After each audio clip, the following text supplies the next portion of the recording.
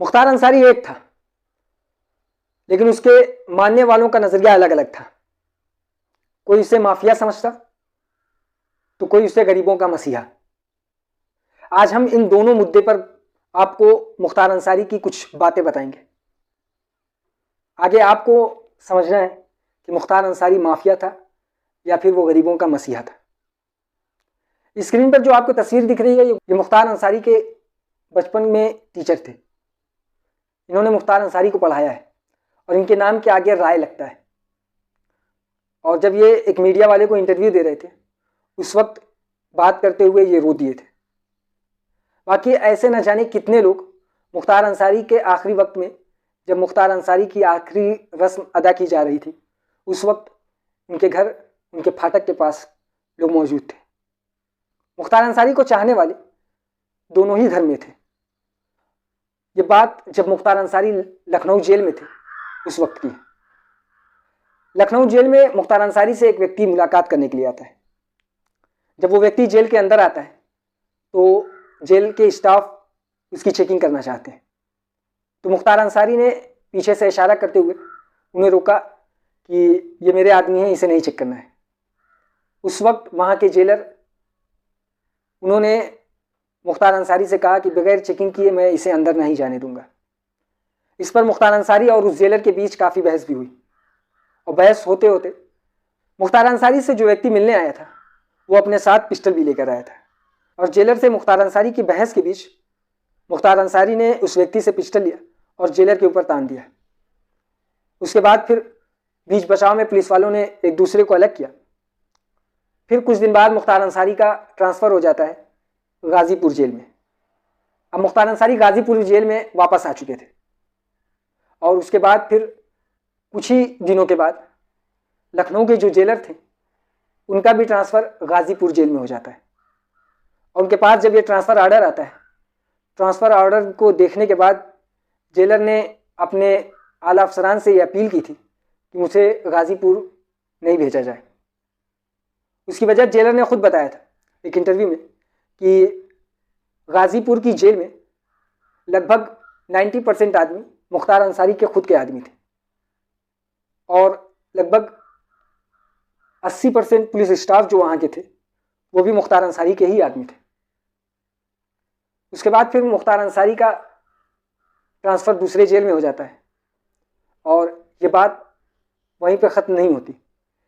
Jailer ने मुख्तार अंसारी के ख़िलाफ़ FIR कटवाई और इन 62 मुकदमों में जो कि मुख्तार अंसारी के ऊपर था, उनमें से एक मुकदमा इस जेलर ने भी किया था। इसी तरीके से एक मामला मऊ में घटता है।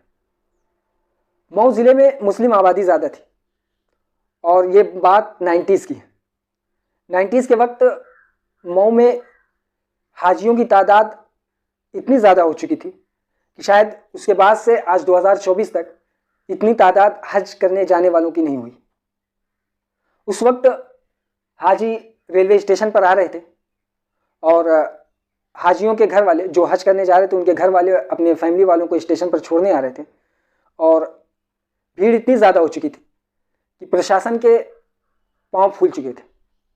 प्रशासन को समझ में नहीं आ रहा था कि किस तरीके से इस भीड़ को कंट्रोल किया जाए। तभी प्रशासन ने लाठीचार्ज कर दिया और लाठीचार्ज करने के बाद जो अपने घर वालों को छोड़ने आए थे वो ट्रेन में घुस गए और बाकी कुछ लोग वहीं पे छूट गए और लोग इधर उधर भाग रहे थे। उसी बीच मुख्तार अंसारी ओवरब्रिज से किसी जगह जा रहे थे। उन्होंने जब देखा कि नीचे कुर्ता पैजामा पहने हुए लोग बेतहाशा भाग रहे हैं तो वो फ़ौरन अपनी गाड़ी से उतरे और ओवरब्रिज की ढलान से वो छलांग लगा के मऊ स्टेशन पर आए और मऊ स्टेशन पर एक दूसरे से पता लगाया कि क्या माजरा है। जब उन्हें पता चला तो वो डायरेक्ट उस पुलिस ऑफिसर का कॉलर पकड़ लिया जिस पुलिस ऑफिसर ने लाठीचार्ज करवाई थी। उसके बाद फिर जिस ट्रेन से हाजियों को निकलना था वो ट्रेन वहाँ से निकल चुकी थी और लगभग 3 किलोमीटर आगे जा चुकी थी। उस ट्रेन में जो हाजियों को जाना था, हाजियों को जाने के बजाय उनकी फैमिली वाले जो उन्हें छोड़ने आए थे वो पुलिस की लाठी के डर से उस ट्रेन में चले गए थे और वो 3 किलोमीटर आगे पहुँच चुकी थी। उसके बाद आता है मुख्तार अंसारी का पावर का मामला। मुख्तार अंसारी अपनी पावर दिखाते हैं और उस ट्रेन को 3 किलोमीटर से वापस रिवर्स करवाकर मऊ स्टेशन पर दोबारा लाकर खड़ी करवाते हैं। फिर उसके बाद अपनी निगरानी में हाजियों को ट्रेन में बैठलवाते हैं और सब कुछ अपनी निगरानी में करने के बाद ट्रेन वहाँ से गुजर जाती है। शायद ही आपने कभी ऐसा सुना होगा कि कोई ट्रेन जो कि स्टेशन छोड़ चुकी हो और वो फिर दोबारा उसी स्टेशन पर वापस आ जाए। ये था मुख्तार अंसारी का दूसरा मामला। इसी तरीके से मऊ की ही बात है। मऊ के कटरा में एक मस्जिद थी। हर साल दशहरा के वक्त मऊ की उस मस्जिद के पास से, कटरे की उस मस्जिद के पास से मूर्ति विसर्जन करने के लिए हिंदू भाई वहाँ से मूर्तियों को लेकर जाया करते थे। उनमें कुछ ऐसे भी व्यक्ति दाखिल हो जाते जो मूर्ति को मस्जिद की दीवार से हर साल टच करके लेके जाते, और इस बात को देखते हुए वहाँ पे हर साल ये डर बंधा होता कि दशहरा आएगा तो कहीं दंगा ना हो, या फिर दंगा होते होते रह जाता। पुलिस के हाथ पांव हमेशा फूल जाते जब भी दशहरा मऊ में मनाया जाता। इस बात को देखते हुए मुख्तार अंसारी के पास इतनी पावर थी कि वो चाहते तो कुछ सख्त रिएक्शन भी कर सकते थे। लेकिन मुख्तार अंसारी असल में दोनों मजहबों के नेता थे, दोनों लोगों के नेता थे। उन्होंने अपनी दिमाग लगाकर अपने सारे पावर का इस्तेमाल करते हुए वहाँ सारे सरकारी मुलाजिमों को बुलाया और उसके बाद सारी कानूनी कार्रवाई को देखते हुए मस्जिद से लगभग कुछ दूरी पे लोहे का मोटा मोटा पाइप उस रास्ते में गड़वा दिया। उसके बाद फिर जब भी दशहरा आता तो उस पाइप में बांस और बल्ली से बांधकर मस्जिद को महफूज कर लिया जाता। उसके बाद से जब भी वहाँ से मूर्ति गुजरती तो उस दीवार में, मस्जिद की दीवार में टच होने का सवाल ही पैदा नहीं होता। तो मुख्तार अंसारी सबके नेता थे। जहाँ मुख्तार अंसारी एक माफिया इंसान माने जाते थे, वहीं मुख्तार अंसारी अपने इलाके के लोगों के लिए एक मसीहा की तरह से थे।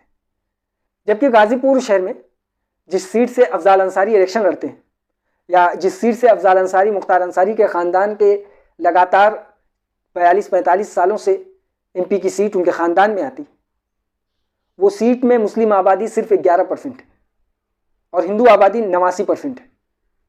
उसके बावजूद लगभग 40-45 साल से मुख्तार अंसारी के ख़ानदान के लोग उस सीट पर MP होते। ये मुख्तार अंसारी की कुछ अलग अलग झलकियाँ थी जो मुख्तार अंसारी को मुख्तार अंसारी बनाता था। वो भले कुछ लोगों के लिए माफिया थे, लेकिन एक बड़ा तबका, एक बड़ा गिरोह जो उनको अपना मसीहा भी मानती है, ये तबका गाजीपुर और मऊ इलाके में ज़्यादा तादाद में मानी जाती है। ये थी आज की कहानी। ऐसी और भी कहानी सुनने के लिए हमारे चैनल को सब्सक्राइब करें और बेल आइकन को ज़रूर दबाएं।